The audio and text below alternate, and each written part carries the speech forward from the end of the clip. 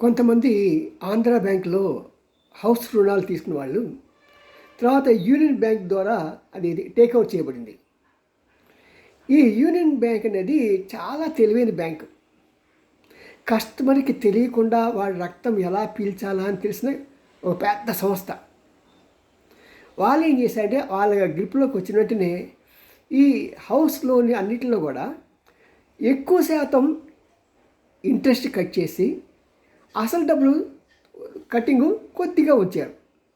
దీనివల్ల ఏమవుతుందంటే interest part ఎక్కువ తీసేసుకుంటున్నారు. వాళ్ళకి ముందే హ్యాపీగా రీచ్ అయిపోతున్నారు. ఈ కస్టమర్కి తన అసలు మీద వడ్డీ పెరిగిపోతూనే ఉంది. ఇలాంటి దౌర్భాగ్య చర్యలు కస్టమర్లు గమనించట్లేదు. అటు ఆర్బీఐ కానీ లేకుంటే వీళ్ళ మీద చెకింగ్ చేసే ఇన్స్పెక్టర్స్ కానీ ఎవరు కూడా ఫైనాన్స్ మినిస్టర్కి తీసుకురావట్లేదు. చాలా దారుణం. ఈ ఆర్థిక మోసాలు అనేవి యూనియన్ బ్యాంక్కి తెలిసినంత గొప్పగా ఇంకెవరికి తెలియవు.